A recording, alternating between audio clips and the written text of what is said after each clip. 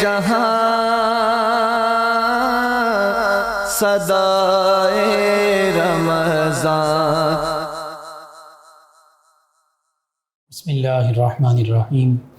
مولاي صلی وسلم دائما ابدا علی حبیبک خیر الخلق کلہم. یا ربی بالمصطفیٰ بلغ مقاصدنا واغفر لنا ما مضى یا واسع الکرم. السلام علیکم ناظرین و سامعین کرام. 9 نیوز HD کے لائیو اسٹوڈیو سے اسپیشل ٹرانسمیشن صدائے رمضان کے ساتھ آپ کی خدمت میں حاضر ہے آپ کا میزبان محمد لقمان رضا. ناظرین و سامعین، رمضان المبارک کی یہ اسپیشل ٹرانسمیشن اس پورے ماہ محترم میں آپ کی خدمت میں پیش کی جاتی رہی اور مختلف موضوعات، عبادات، اخلاقیات، معاملات، معاشیات کے حوالے سے گفتگو ہوتی رہی. آج کا موضوع بھی اس حوالے سے بہت اہم ہے کہ ہم میں سے اکثر لوگ، ہر دوسرا شخص بیماری کا شکار ہے اور بعض اوقات وہ بیماری طوالت پکڑ لیتی ہے اور پھر اس بیماری کے حوالے سے بیمار جو مریض ہے، بعض اوقات وہ بھی چڑچڑا پن کا شکار ہو جاتا ہے. بعض اوقات جو عیادت کرنے والے، تیمارداری کرنے والے ہیں، مزاج پرسی کرنے والے ہیں، وہ بھی جو زیادہ عرصہ ساتھ رہتے ہیں وہ چڑچڑا پن کا شکار ہو جاتے ہیں. بعض اوقات مایوسی مریضوں میں پھیل جاتی ہے، وہ اللہ کی رحمت سے مایوس ہو جاتے ہیں. تو اسلام اس حوالے سے ہماری کیسے رہنمائی کرتا ہے کہ کیا بیماری معاذ اللہ کی طرف سے کوئی مصیبت ہے یا یہ آزمائش ہے؟ بیماری کا فائدہ ہے یا نقصان ہے؟ حقیقت یہ کہ بیماری بھی گناہوں کے جھڑنے کا باعث بن جاتی ہے، اللہ تعالیٰ کی رحمت کا باعث بن جاتی ہے. حتیٰ کہ حدیث مبارکہ کے مطابق تو بندہ مومن کا ہر معاملہ، ہر عمل، چاہے وہ خوشی والا ہو چاہے وہ پریشانی والا ہو، جب اس پر خوشی والے معاملے پر شکر کرتا ہے پھر بھی جزا اور اجر و ثواب، پریشانی والے معاملے پر صبر کرتا ہے پھر بھی اس کو اجر و ثواب ملتا ہے. تو یوں بندہ مومن کے معاملے میں تو آقا کریم صلی اللہ علیہ وآلہ وسلم نے فرمایا کہ اس کا ہر معاملہ خیر ہی خیر ہے، اس کو ہر معاملے سے بھلائی ہی بھلائی ملتی ہے. صرف ضرورت اس امر کی ہوتی ہے کہ ہم صابر ہوں، ہم شاکر ہوں، ہم صبر اور شکر کرنے والے بن جائیں. زیادہ حد سے بڑھ کر جزا فضا نہ کریں، واویلا نہ مچائیں، شور نہ مچائیں، بلکہ اللہ تعالیٰ کی طرف سے جو ایک آزمائش آئی ہے اس آزمائش میں پورا اتریں. تو اس حوالے سے بیماری، تیمارداری اور اسلامی تعلیمات، اس پر گفتگو ہوگی. ہمارے ساتھ شریک گفتگو ہوں گے ہمارے معزز مہمان اسلامک اسکالر جناب علامہ محمد شفیق الرحمن حسان صاحب. ان کے ساتھ نبی محتشم صلی اللہ تعالی علیہ وآلہ واصحابہ وبارک وسلم کی بارگاہ ناز میں مدح سرائی کے لیے موجود ہوں گے محمد نعمان چشتی صاحب اور محمد حسان شکور ساجد انصاری صاحب. میں آپ تمام معزز مہمانوں کو خوش آمدید کہتا ہوں. سب سے پہلے علامہ صاحب، بیماری کیا ہے جی، اور بالخصوص اسلامی تعلیمات کی روشنی میں، قرآن و سنت میں بیماری کے حوالے سے اللہ اور اللہ کے پیارے حبیب صلی اللہ علیہ وسلم نے کیا تعلیمات ارشاد فرمائی؟ بیماری کے فضائل کیا ہیں؟ کیا یہ بیماری جو ہے معاذ اللہ یہ کوئی ہمارے لیے بے صبری یا ناشکری کا مرحلہ ہوتا ہے یا یہ آزمائش ہوتی ہے؟ اس پر کلام کی. بسم اللہ الرحمن الرحیم. ان التیاری حسابا یومن الی ارض الحرم بلغ سلامی رودتن فیہ النبی المحتشم. بہت شکریہ مفتی صاحب آپ کا اور آپ کی پوری ٹیم کا. اور یہ ایک نہایت اہم موضوع ہے، چونکہ جب ہم ہاسپٹلس کے اندر دیکھتے ہیں مریضوں کو تو وہاں پر ہمیں ایسے لگتا ہے کہ جیسے پوری دنیا ہی ہاسپٹلس کے اندر آ گئی ہے، پوری دنیا ہی بیمار ہے اور وہ طرح طرح کی بیماریوں کے اندر مبتلا ہوتے ہیں اور پریشان بھی ہوتے ہیں. ان کے عزیز و اقربا، ان کے ساتھ دوست احباب ہوتے ہیں. لیکن آخر بیماری ہے کیا اور بیماری کس کی طرف سے ہے؟ اور جب کوئی بندہ بیمار ہوتا ہے تو ایک مسلمان کے لیے اس میں کتنے بڑے انعامات ہیں. نبی کریم صلی اللہ تعالیٰ علیہ وآلہ وسلم پر اترنے والی قرآن مجید کتاب کے اندر اللہ رب العزت نے ارشاد فرمایا وَإِذَا مَرَضْتُ فَهُوَ يَشْفِينِ، کہ جب میں بیمار ہوتا ہوں تو وہی مجھے شفا دیتا ہے. یہاں سے پتہ چلا کہ بیماری بھی اللہ کی طرف سے ہوتی ہے اور شفا بھی اللہ کی طرف سے ہوتی ہے. سیدنا ابراہیم علیہ السلام کی دعا ہے. سبحان اللہ. تو پتہ چلا انبیاء کرام کی یہ سنت ہے. سبحان اللہ. اچھا، پھر اس کے بعد یہ ہے کہ بیماری جو ہے یہ ایک اللہ تعالیٰ کی بہت بڑی نعمت ہے.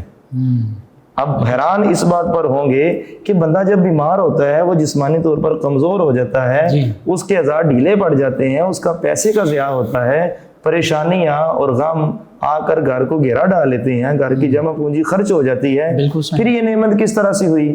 تو اس کے لیے ہمیں نبی پاک صلی اللہ علیہ وسلم کے در دولت پر جانا پڑے گا۔ اور بعض کا بیماری کی حالت میں لوگ اتنا بے صبری کا مظاہرہ کرتے ہیں کہ معاذ اللہ ثم معاذ اللہ اپنی زبان سے کلمہ کفر تک نکال دیتے ہیں، اور یہی لوگ جو ہے وہ خاسر دنیا والآخرہ کے مصداق بن جاتے ہیں۔ شیخ الحدیث حضرت ابو ہریرہ رضی اللہ تعالیٰ عنہ بخاری شریف کے اندر، اور حضرت ابو سعید خدری رضی اللہ تعالیٰ عنہما مسلم شریف کے اندر، دونوں اس حدیث کے راوی ہیں۔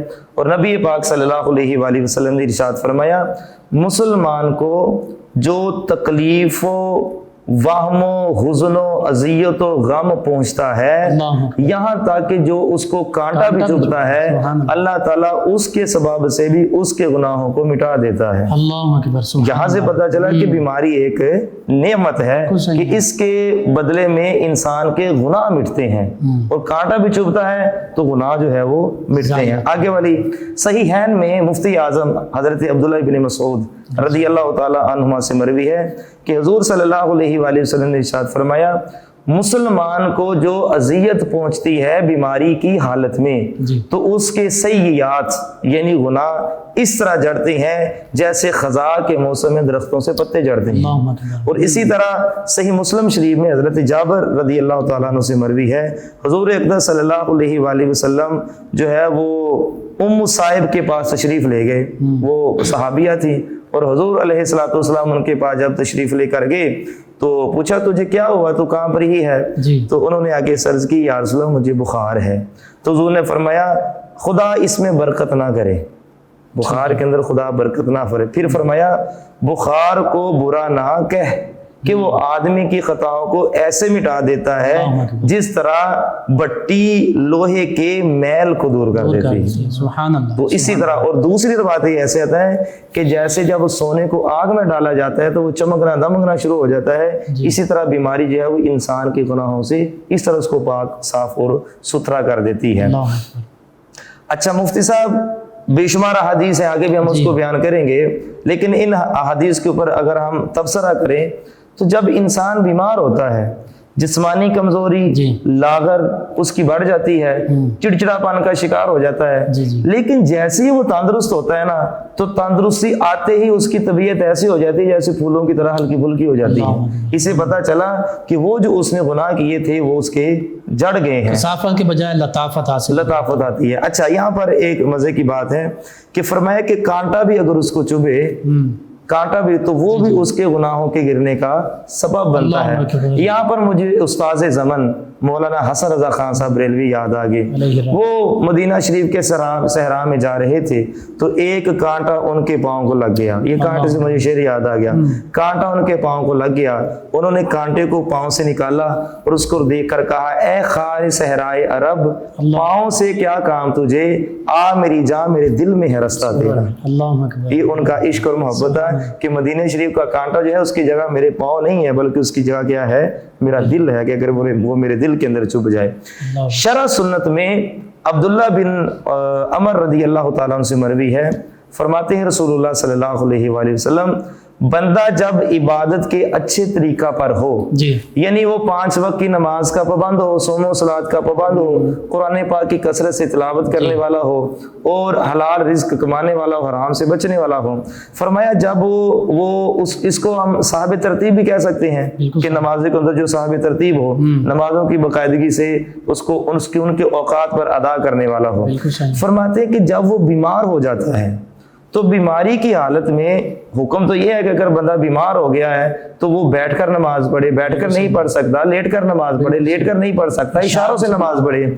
اگر اس کے اندر یہ جو درجات ذکر ہوئے ان میں سے کوئی بھی درجہ نہیں ہے، اس میں سخت ہی نہیں ہے نماز پڑھنے کی، تو حضور علیہ الصلوۃ والسلام نے ارشاد فرمایا، اللہ تعالیٰ جو کرامن کاتبین ہیں. اللہ تعالیٰ ان کو حکم فرماتا ہے کہ اب یہ بندہ نماز ادا نہیں کر رہا، لیکن جب یہ تندرستی کی حالت میں نماز ادا کیا کرتا تھا یا نیک اعمال کیا کرتا تھا، اب اس کے نامہ اعمال میں ویسے ہی اعمال لکھے جائیں.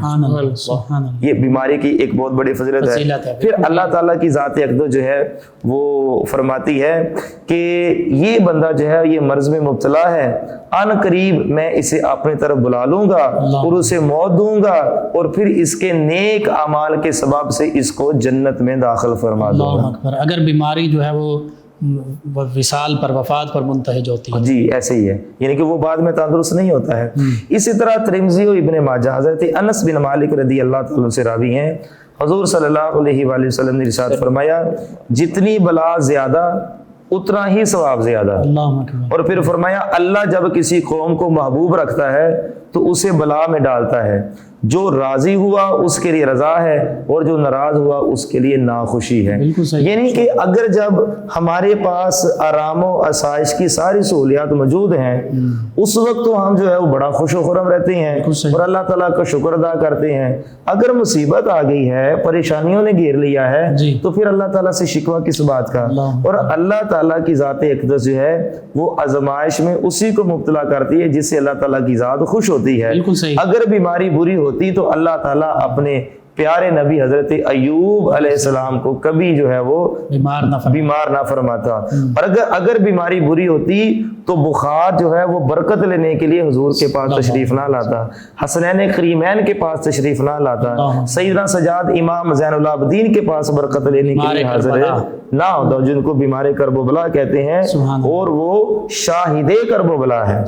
تو ان کے پاس کبھی اگر یہ بیماری ہوتی، اب دیکھیں ان کی عبادت، ان کی ریاضت، ان کے تقوی، ان کے طہارت میں کسی قسم کا ابہام نہیں ہے، لیکن اللہ تعالیٰ نے ان کو بھی بیماریوں کے اندر مبتلا کیا، یعنی بیماری ان کے پاس برکت لینے کے لیے حاضر ہوئی. علامہ صاحب یہ بھی دیکھیے نا کہ نبی کریم صلی اللہ علیہ وآلہ وسلم کے فرامین کے مطابق ایک تو ہے حقیقی شہید، جی ہاں، جو حکمی شہید ہیں، جو مختلف بیماریوں میں مبتلا ہو کر وصال پا جاتے ہیں، وفات پا جاتے ہیں. تو اللہ کے پیارے حبیب صلی اللہ علیہ وسلم نے تو ان کو ان بیماریوں میں وفات پانے کی وجہ سے شہید کا مقام و مرتبہ. سبحان اللہ. آپ دیکھیں کہ اصل تو شہید کی تعریف یہ ہے کہ جب وہ تیز دھار آلے کے ساتھ اللہ کی راہ میں لڑتے لڑتے جو ہے وہ اپنی جان قربان کر دے، وہ شہید ہے. لیکن اگر کوئی پیٹ کی بیماری میں فوت ہوا وہ بھی شہید ہے، اگر طاعون کی بیماری میں مبتلا ہوا وہ بھی شہید ہے. اسی طرح 36 تک کا ذکر، ہاں جی، ایکسیڈنٹ میں شہید جو فوت ہو گیا وہ بھی شہید ہے، آگ سے جل کر ڈوب کر جو ہے. تو اب دیکھیے اس کی کتنی اقسام ہے. پیٹ کے مرض میں ہاں جی، تو وہ جو ہے وہ کیا ہے، شہید ہے. اسی طرح ہمارے ہاں آج اکثر طور پر دیکھا جاتا ہے کہ لوگ جو ہے وہ طرح طرح کی بیماریوں کے اندر مبتلا ہیں اور پھر شاید بیماریاں اس لیے آتی ہیں کہ بندہ کا تعلق اپنے رب کے ساتھ جڑا رہے. بالکل صحیح ہے. یہاں پر مفتی صاحب ایک اور بات ہے کہ حضرت احمد و ابو داؤد نے اور ترمذی نے حضرت جابر رضی اللہ تعالیٰ عنہ سے روایت کی ہے. آج کل لوگ دعائیں مانگتے ہیں تو جب دعا مانگنے کے بعد دعا قبول نہیں ہوتی ہے تو پھر آپ کی بارگاہ میں جو ہے وہ گلا شکوہ کرنا شروع کر دیتے ہیں. پھر اس کے بعد ایسے جملے زبان سے ادا کرتے ہیں، رب تے ساڈی سندا ہی نہیں، رب پتہ نہیں اج کل کتنے مصروف ہے. معاذ اللہ، یہ کلمہ کفر ہے اور کلمہ کفر اپنی زبان سے جو ہے اگر کسی کا کوئی عزیز فوت ہو جاتا ہے تو یا اللہ تم یہی لبیا سی مارن واسطے، اس طرح کی ہماری عورتیں جو ہیں وہ جاہلانہ طور پر ایسے کلمات ادا کرتی ہیں. اب دیکھیے حدیث کی روشنی میں نبی پاک صلی اللہ علیہ وآلہ وسلم نے ارشاد فرمایا اگر کسی کو کوئی بلا وبا پہنچی اور اس نے اس پر صبر کیا تو کل قیامت والے دن جب اس کا وہ اجر دیکھے گا تو وہ کہے گا کاش دنیا میں میری کوئی دعا قبول ہی نہ ہوئی ہوتی. یعنی کہ یوں کہہ لیں کہ جو ہم دعائیں مانگتے ہیں، جو ہم بیماریوں کے اوپر صبر کرتے ہیں، یہ اللہ رب العزت کا جو بینک ہے نا نامہ مال والا، اس میں ہماری نیکیاں جو ہے وہ کاؤنٹ ہوتی جا رہی ہیں. پھر کل قیامت والے دن جو ہے وہ پھر ہمیں اکٹھا ہی کاؤنٹ جو ہے وہ ملے گا. اور یہ تو وہ دن ہوگا کہ جب انسان ایک ایک نیکی کو ترسے گا. باپ بھی منہ موڑ لے گا، بھائی بھی منہ موڑ لے گا، ماں بھی منہ موڑ لے گی، عزیز رشتہ دار دوست سب منہ موڑ لیں گے. بندہ ایک نیکی کے لیے مارا ترسے گا. تو یہاں پر جو ہے اس جتنی وہ دعائیں مانگ رہا ہے اس کا عمل جو ہے وہ اس کو کل قیامت والے دن ضرور. بالکل صحیح، بالکل صحیح، بہت خوب. تو یوں بیماری جو ہے یہ اللہ تعالیٰ کی طرف سے آزمائش، اور آزمائش میں شکر کریں گے یا صبر تو ضروری ہے نا، بالکل، تو پھر وہ صبر جو ان اللہ مع الصابرین، اللہ تعالیٰ کی معیت اور اللہ تعالیٰ کی مدد وہ اس بندہ مومن کے شامل حال ہوگی۔ مفتی صاحب قرآن پاک کی جو آیت مقدسہ ہے، یا ایھا الذین آمنوا استعینوا بالصبر والصلاۃ، کہ ایمان والو صبر کے ساتھ اور نماز کے ساتھ جو ہے وہ مدد طلب کرو، استعانت طلب کرو۔ ولا تقولوا لمن یقتل فی سبیل اللہ اموات بل احیاء ولکن لا تشعرون، جو اللہ کی راہ میں مارے جائیں انہیں مردہ نہ کہو، وہ کیا ہے؟ زندہ ہے، تمہیں اس چیز کا شعور نہیں ہے۔ اب آگے والی وَلَنَبْلُوَنَّكُمْ، بالکل وہ ضرور بضرور تمہیں آزمائے گا، بِشَيْءٍ مِّنَ الْخَوْفِ، خوف کے ساتھ، جو بھوک اور پیاس کے ساتھ، وَنَقْصٍ مِّنَ الْأَمْوَالِ، مال کی کمی کے ساتھ، وَالْأَنفُسِ وَالثَّمَرَاتِ، تمہارے دلوں کے پھل توڑ کر اللہ تعالیٰ یہ تمام آزمائش دے گا۔ اس میں یہی چیزیں ہیں، پھر بیماری ہے یا بعض بیماری ہے یا اولاد کا وفات پا جانا، والدین کو دنیا سے چلا جانا، یہ دل کے پھل ہوتے ہیں۔ تو پھر کیا ہے؟ فرمایا وَبَشِّرِ الصَّابِرِينَ، اللہ اکبر، ان کے لیے خوشخبری ہے۔ پھر ہوتا کیا ہے کہ جب بیماری آئے اور مصیبت آئے تو ہمیں کرنا کیا چاہیے؟ ہماری کوئی چیز گم ہو جائے تو وہ تو ہم وظیفہ کرتے ہیں، جزا فضا کرنی ہے، شور مچانا ہے، کیا کرنا ہے؟ ہاں، اس کے لیے کیا کرنا ہے؟ وَإِذَا أَصَابَتْهُم مُّصِيبَةٌ قَالُوا إِنَّا لِلَّهِ وَإِنَّا إِلَيْهِ راجعون، سبحان اللہ، جب ان کو کوئی مصیبت پہنچتی ہے تو کہتے ہیں کہ ہم اللہ ہی کے لیے ہیں اور اسی کی طرف لوٹ کر جانا ہے۔ پھر جب وہ صبر اور شکر کرے گا پھر اس کے اوپر انعام کیا ہے؟ اولئک علیہم صلوات من ربہم ورحمہ واولئک هم المہتدون، فرمایا اللہ تعالیٰ کے ان پر رحمتیں ہیں، اللہ تعالیٰ کے ان پر سلامتیاں ہیں، یہی لوگ ہدایت والے ہیں۔ بے شک بے شک، یعنی اللہ تعالیٰ کی رحمتیں، سلامتیاں، برکتیں، خاص نوازشیں پانی ہیں تو پھر صبر کرنا پڑے گا مصیبت میں، بیماری میں۔ ناظرین، 9 نیوز HD کے لائیو اسٹوڈیو سے رمضان المبارک کی اسپیشل ٹرانسمیشن صدائے رمضان آپ کی خدمت میں پیش کی جا رہی ہے۔ ہمارے ساتھ موجود ہمارے مہمان ثنا خان جناب محمد نعمان چشتی صاحب، نبی محتشم صلی اللہ تعالی علیہ وآلہ وصحبہ وبارک وسلم کی بارگاہ ناز میں ہدیہ عقیدت پیش کریں گے۔ جی جناب محمد نعمان صاحب۔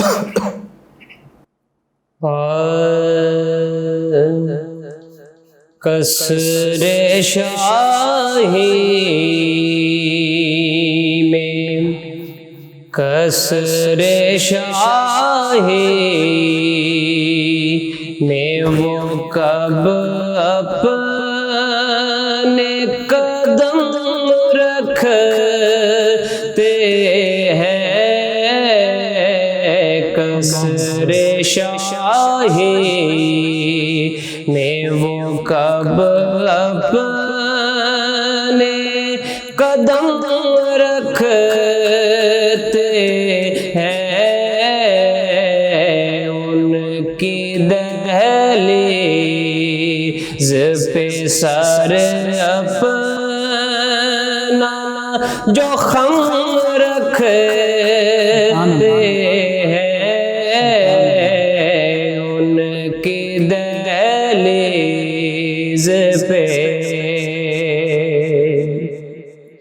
اپنی قسمت میں وہ خود دنیا کے غم رکھتے ہیں، اپنی قسمت میں وہ خود دنیا کے غم رکھتے ہیں، رابطہ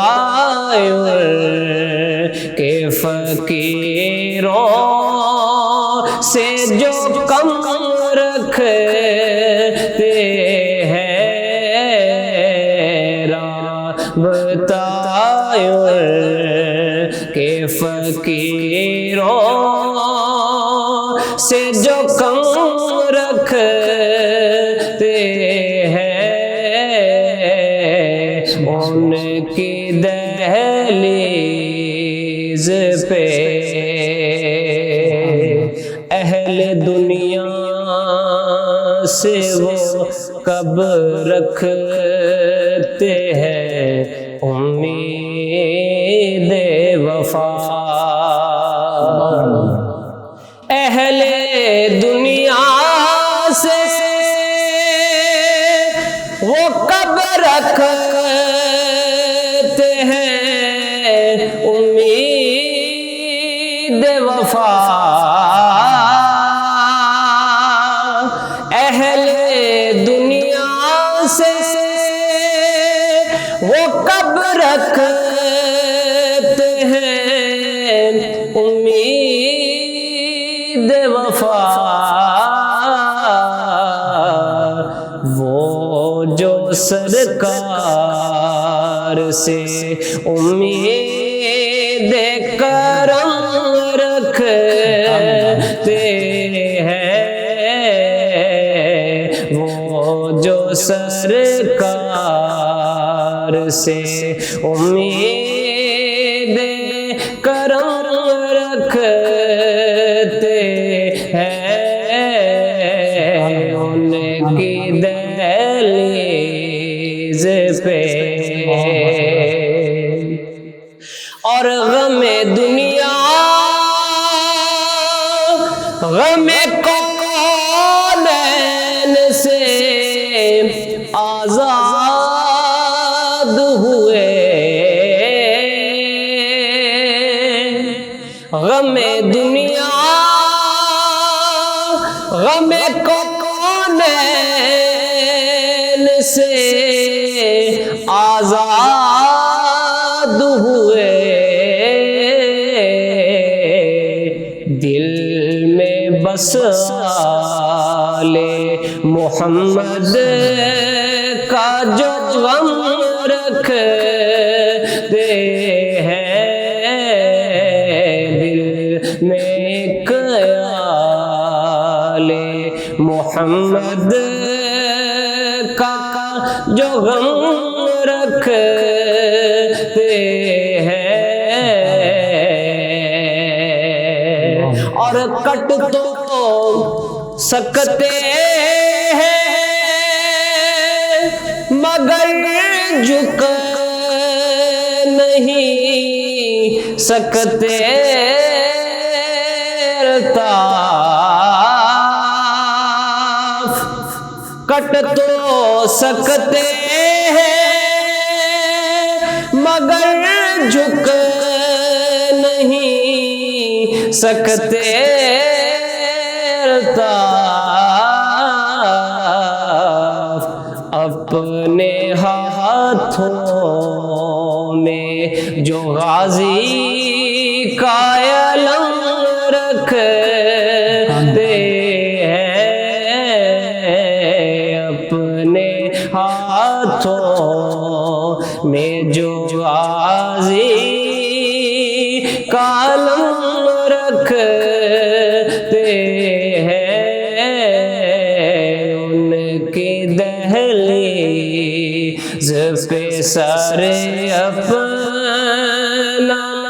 جو خم رکھتے ہیں، ان کی دہلیز پہ۔ جزاک اللہ ماشاء اللہ، بہت خوب۔ جی ناظرین و سامعین، 9 نیوز ایچ ڈی کے لائیو اسٹوڈیو سے رمضان المبارک کی اسپیشل ٹرانسمیشن آپ کی خدمت میں پیش کی جا رہی ہے۔ بیماری، تیمارداری اور اسلامی تعلیمات، یہاں پر بالخصوص ابھی جو پچھلے دنوں معاملات ہوئے، وہ بھی بیمار ہیں، وہ زخمی ہیں، جو کشمیر میں ہیں، بالخصوص فلسطین میں ہیں، جو کہ جمعۃ المبارک کی نماز کے دوران ان پر حملے کیے جاتے ہیں، اور پھر اس سے بڑھ کر بھی وہ خب سے باطن کے بیمار جو نبی رحمت صلی اللہ علیہ وآلہ وبارک وسلم کے بارگاہ میں دوبارہ دریدہ دہنی کر رہے ہیں، ان کے لیے بس مختصر سی بات یہ ہے کہ نبی رحمت صلی اللہ علیہ وآلہ وسلم اور پھر آقا کریم صلی اللہ علیہ وسلم کے صحابہ کرام جب آقا کریم صلی اللہ علیہ وسلم پر غزوہ بدر، احد، خندق میں کفار، مشرکین، منافقین، یہود غزوہ خیبر میں مختلف حوالوں سے چاہے ذات بابرکات پر معاذ اللہ وہ حملہ کرتے، اشعار کی شکل میں، ہجو کی شکل میں، یا ظاہری میدان میں، صحابہ کرام علیہم رضوان سینہ سپر ہوتے، اپنی جانیں قربان کر دیتے اور ایسے لوگوں کو واصل جہنم کر دیا کرتے۔ پھر واقعہ کربلا ہمارے سامنے موجود ہے، اہل بیت اطہار علیہم رضوان پر ظلم و ستم کے پہاڑ توڑے گئے، تو اہل بیت کرام علیہم رضوان میں سے عظیم ہستیوں نے سیدنا امام علی مقام سیدنا امام حسین رضی اللہ عنہ نے شہادت کا مقام پایا.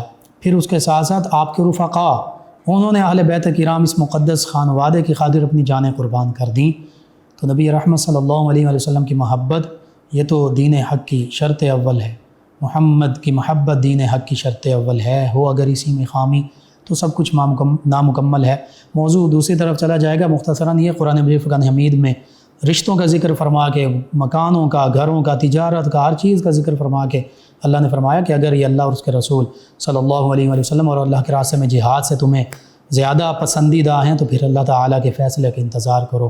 اللہ تعالیٰ تو پھر فاسقین کو، گمراہوں کو، ظالمین کو ہدایت ہی عطا نہیں فرماتا.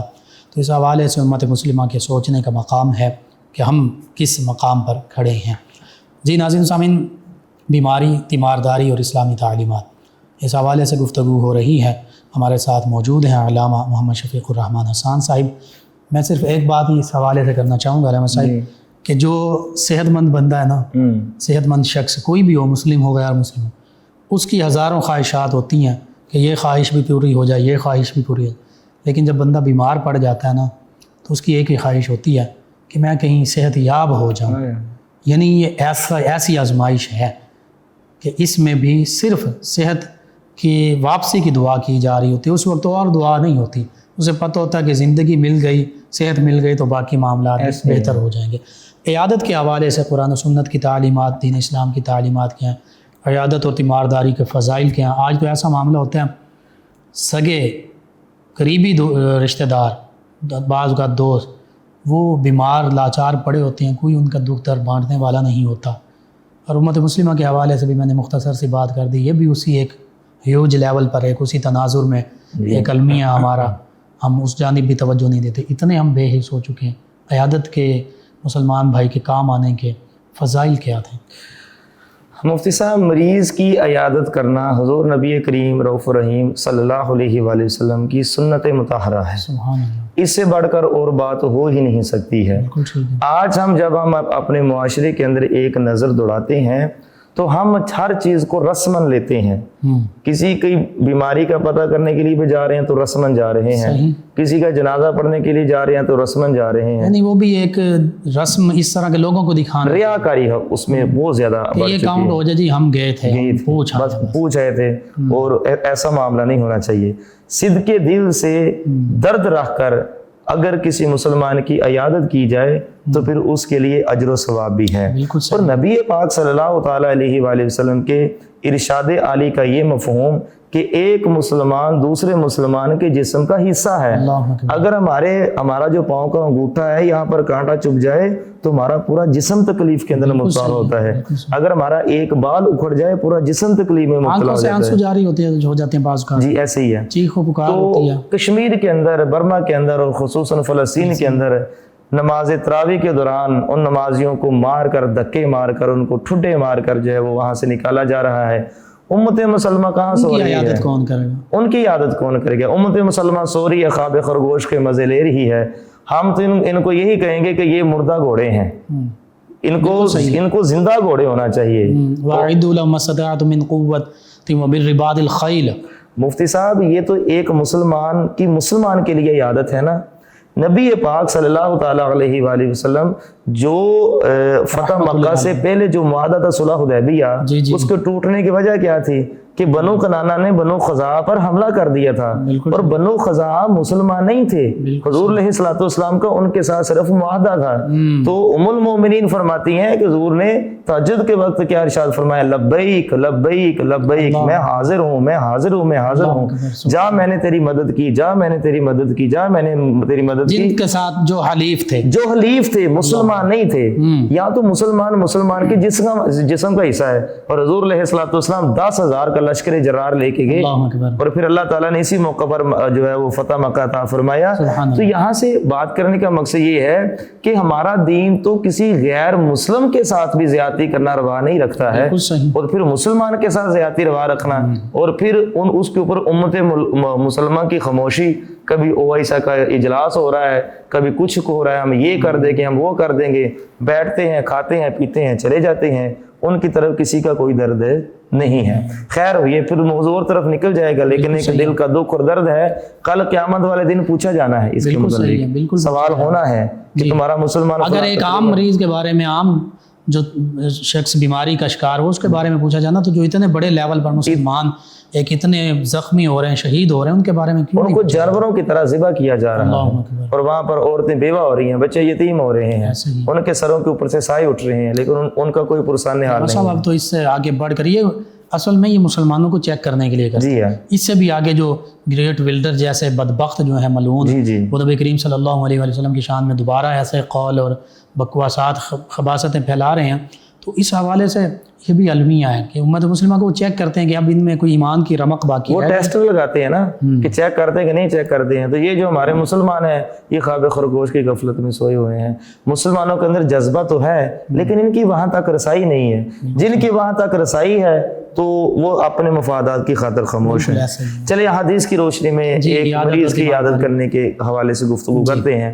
ہمارے محلے کے اندر، ہمارے علاقے کے اندر، ہمارے رشتہ داروں میں، چاہے ہم کسی کو جانتے ہیں چاہے ہم کسی کو نہیں جانتے ہیں، میں تو یہ سمجھتا ہوں کہ اگر ہم ہاسپٹل میں کسی اپنے مریض کا پتہ لینے کے لیے جاتے ہیں تو جہاں اس کے لیے دعا کرتے ہیں وہاں پر ہمیں تمام مریضوں کے لیے دعا کرنی چاہیے، تمام کے حال و احوال کو پوچھنا چاہیے، اور بڑے خوش نصیب ہیں وہ لوگ جو کہ مریض کے اندر، جو مریض ہیں ہاسپٹلز کے اندر، ان کو کھانے کی صورت میں ان کی مدد کرتے ہیں یا دوائیوں کی صورت میں ان کی مدد کرتے ہیں۔ یہ بھی عیادت کا ایک طریقہ ہے، تسلی کے بول بھی بولتے ہیں، یہ بھی ایک بڑا آسان طریقہ ہے۔ اللہ تعالیٰ شفا عطا فرمائے گا، گھبرانے کی ضرورت نہیں۔ جی بالکل ایسے ہی ہے، ان کو حوصلہ دینا، تسلی دینا۔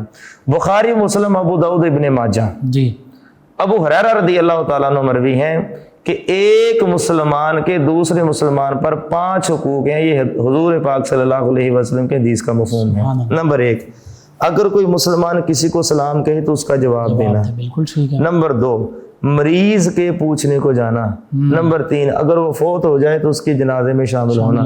اور نمبر 4، اگر وہ دعوت کرے تو اس کی دعوت کو قبول کرنا۔ اور نمبر 5، اگر اس کو چھینک آئے تو اس کی چھینک کا جواب دینا۔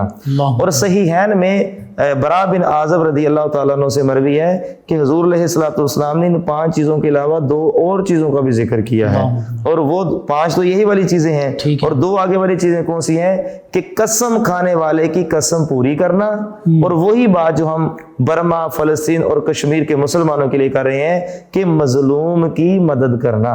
یعنی ہمارا یہ نعرہ ہونا چاہیے کہ مر جائیں گے، مٹ جائیں گے، لیکن ظالم کی حمایت ہرگز نہیں کریں گے۔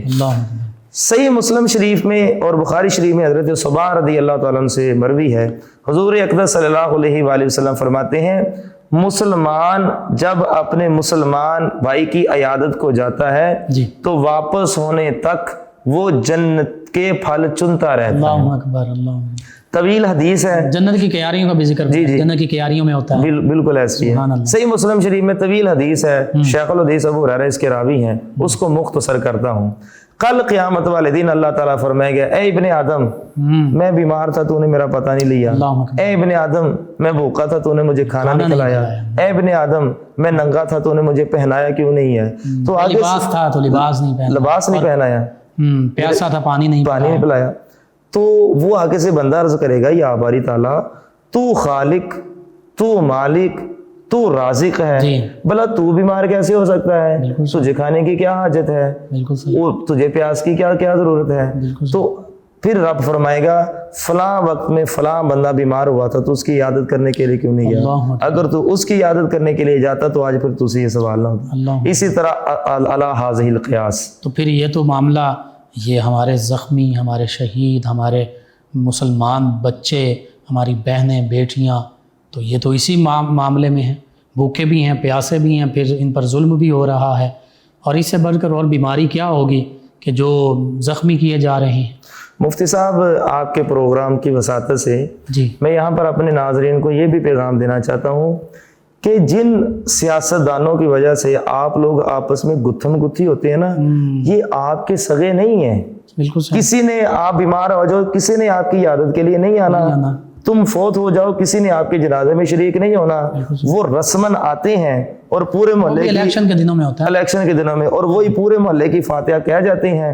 کوئی ہمت کر کے ان کو یہی پوچھ لے کہ بھائی فاتحہ میں تم کیا پڑھ رہے ہو، اللہ ماشاءاللہ میں پورے وصول کے ساتھ یہ تو کہتا ہوں کہ ایک ہمارے پاکستان کے لیول کی بات ہے نا، میں تو اس کو کشمیر، فلسطین، برما، جی عراق، شام، افغانستان کے حوالے سے اگر دیکھ رہا ہوں، افغانستان کے لوگوں نے ہمت کی جی ہاں تو جو بظاہر اپنے آپ کو سپر پاور کہلاتا تھا، جی جی جہاد کیا، اللہ تعالیٰ نے واپس علاقہ عطا فرما دیا۔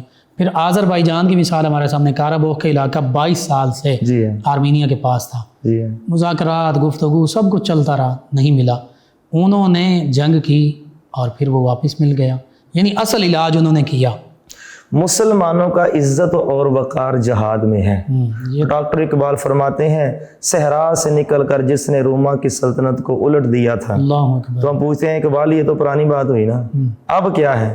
فرمایا سنا ہے قدسیوں سے میں نے، وہ شعر پھر ہوشیار ہے، سبحان اللہ، تو بات وہی آ جاتی ہے۔ اللہ، اچھا، صحیح بخاری شریف میں ابن عباس سے مروی ہے۔ جی، اب مفتی صاحب سوال یہ ہے کہ ایک مریض کی عیادت کرنے کے لیے جانا ہے، عیادت کیسے کی جائے، عیادت اس کی کیسے کی جائے، اس کی عیادت کرنے کا طریقہ کار کیا ہے، تو اس کے مطابق بھی ہمیں ہمارے معاشرے کے اندر رہنے کا، اٹھنے کا، بیٹھنے کا، کھانے کا، پینے کا، سونے کا کوئی ایسا معاملہ ہے ہی نہیں جس میں ہمارے دین نے، ہمارے نبی نے ہماری رہنمائی نہ کی ہو۔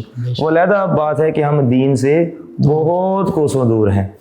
وہ صحیح بخاری شریف میں ابن عباس رضی اللہ تعالیٰ عنہ سے مروی ہے، حضور اقدس صلی اللہ علیہ وسلم ایک اعرابی کی عیادت کو تشریف لائے گی، جی، تو حضور علیہ الصلوۃ والسلام جب بھی کسی کے پاس جاتے تو اس کے سرانے کھڑے ہو کر یہ دعا پڑھتے، اور یہ دعا ہم کو بھی پڑھنی چاہیے۔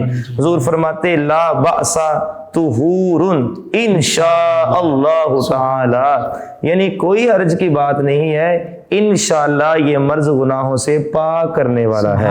جب اس رابی کی عادت کے لیے گئے تو وہاں پر بھی حضور علیہ الصلوۃ والسلام نے یہی دعا مانگی۔ اور پھر دوسری بات یہ ہے کہ جو مسلمان کسی مسلمان کی عیادت کے لیے صبح کو جائے تو شام تک 70,000 فرشتے اس کے لیے دعائیں مغفرت کرتے ہیں، اور جو شام کو جائے تو صبح تک جو ہے وہ 70,000 فرشتے اس کی عیادت کے لیے، مغفرت کے لیے دعا مانگتے ہیں۔ سبحان اللہ۔ جو شخص مریض کی عیادت کو جاتا ہے تو آسمان سے منادی ندا دیتا ہے، وہ کہتا ہے تو اچھا ہے، تیرا چلنا اچھا ہے، اور جنت کی ایک منزل کو تو نے اپنا ٹھکانہ بنا لیا ہے۔ اور ابن ماجہ میں امیر المؤمنین غیظ المنافقین امام المجاہدین حضرت سرکار سیدنا فاروق اعظم رضی اللہ تعالیٰ عنہ سے مروی ہے، حضور اقدس صلی اللہ علیہ وآلہ وسلم نے فرمایا اب یہ تو ہے کہ جب ہم نے کسی مریض کے پاس جانا ہے تو اس کے لیے دعا کرنی ہے، لیکن ایک عمل یہ بھی ہے کہ اس سے بھی دعا کروانی ہے۔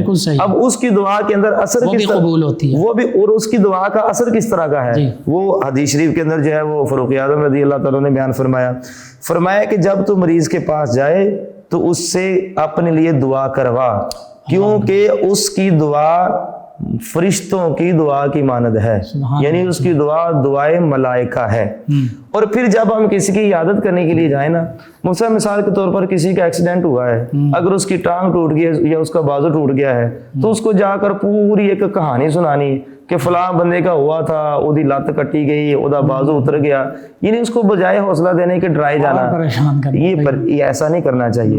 اور مریض کے پاس افضل عیادت یہ ہے کہ جلدی سے مریض کے پاس سے اٹھ آئے، جتنی دیر بیٹھے ہیں تسلی دیں، جی زیادہ دیر نہ بیٹھیں، جی ایسے ہی ہے۔ ابو سعید خدری فرماتے ہیں حضور علیہ الصلوۃ والسلام نے ارشاد فرمایا جب مریض کے پاس جاؤ تو عمر کے بارے میں دل خوش کن بات کرو کہ یہ چیز کسی کو رد نہ کر دے گا اور اس کے جی کو اچھا معلوم ہوگا۔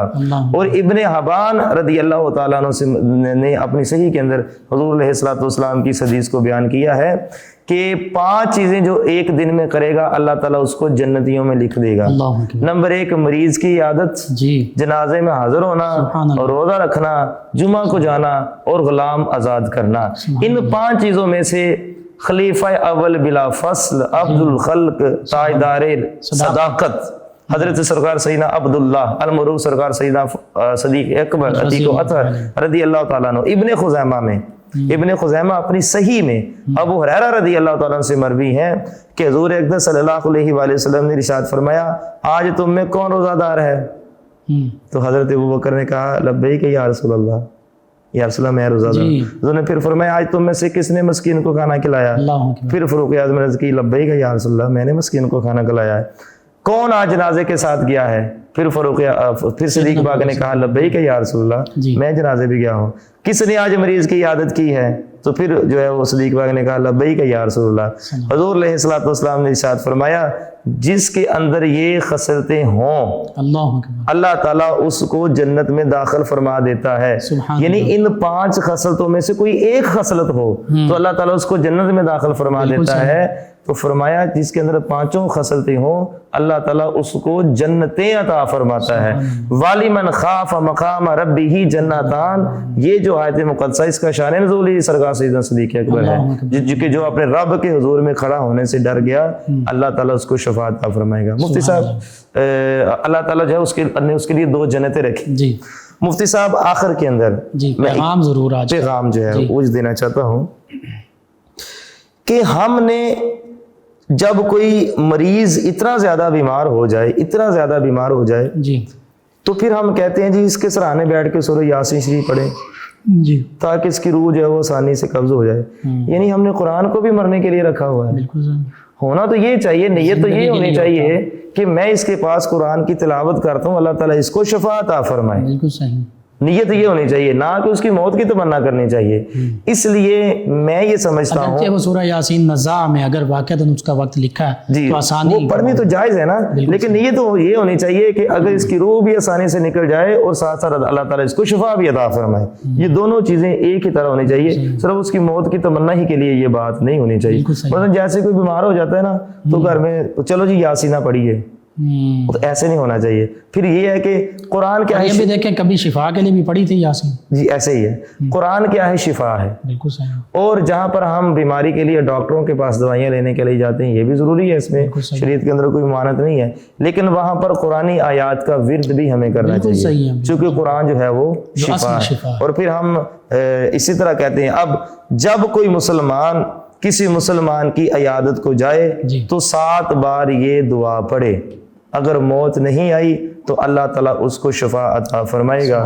وہ دعا کون سی ہے وہ ناظرین آپ بھی سماعت فرمائے اور اس کو یاد کر لیجئے. وہ دعا ہے اسأل اللہ العظیم رب العرش الکریم ان یشفیک. یہ وہ جو دعا پڑھ لے گا 7 مرتبہ اللہ تعالیٰ جو ہے وہ اس کو شفا عطا. اے عرش عظیم کے مالک ہم اے عرش عظیم کے مالک ہم تجھ سے شفا کا سوال کرتے ہیں کہ تو ہی شفا دینے والا. اللہ اکبر سبحان اللہ. یہ ناظرین بہت خوبصورت یہ گفتگو آج کے ہمارے ماحول معاشرے کے حوالے سے کہ بیماروں کا خیال کیسے رکھنا اور بیماری میں صبر کیسے کرنا, پھر تیمارداری کا معاملہ کیسے ہو, اس پر گفتگو ہوئی. اس بابرکت گھڑی اس لمحے میں رمضان المبارک کے ان بابرکت گھڑیوں میں ہم دعا کے لیے ہاتھ اٹھاتے ہیں. جی علامہ شکریہ. بسم اللہ الرحمن الرحیم. اللہم صلی علی سیدنا و مولانا محمد وعلی آلہ و اصحابہ اجمعین. یا میرے مالک کریم آج جو کچھ بھی درس و بیان ہوئے اس کا ہمیں اجر و ثواب عطا فرما. بیماری کا ذکر ہو مولا, جتنے بھی لوگ بیمار ہیں تمام کو شفاء کلی عطا فرما. گھروں میں ہیں, ہسپتالوں میں ہیں, اندرونی بیرونی روحانی جسمانی جس قسم کی بیماری مبتلا ہے مولا تمام کو شفاء کلی عطا فرما. یا میرے مالک کریم تمام مسلمانوں کو رمضان کے روزے رکھنے کی توفیق عطا فرما اور رمضان کی بات تندرستی صحت کے ساتھ عید کی خوشیاں دیکھنا نصیب فرما. جن احباب نے دعاؤں کے لیے کہا ہے مولا ان کی نیک دلی تمنا حاجات کو پورا فرما. ایمان والی زندگی ایمان والی موت نصیب فرما. ہم سو جائیں اس دنیا میں یا مصطفیٰ کہتے کہتے, کھلے آنکھ قبر میں صلی اللہ کہتے کہتے, صلی اللہ تعالی علی خیر خلقہ سیدنا و مولانا محمد وعلی آلہ و اصحابہ اجمعین. جی ناظرین و سامعین, 9 نیوز HD کے لائیو اسٹوڈیو سے رمضان المبارک کی اسپیشل ٹرانسمیشن صدائے رمضان کا آج کا پروگرام اختتام پذیر ہوتا ہے. اپنے میزبان محمد لقمان رضا ہمارے معزز مہمان اور ہماری ٹیم کو اجازت دیجیے. اللہ نگہبان. آخر میں جناب محمد حسان شکور ساجد انصاری صاحب نبی رحمت صلی اللہ تعالی علیہ وآلہ وصحبہ وبارک وسلم کی بارگاہ ناز میں ہدیہ عقیدت پیش کریں گے, گلہائے عقیدت بحضور نبی محتشم صلی اللہ علیہ وآلہ وسلم. جی جناب محمد حسان شکور ساجد انصاری.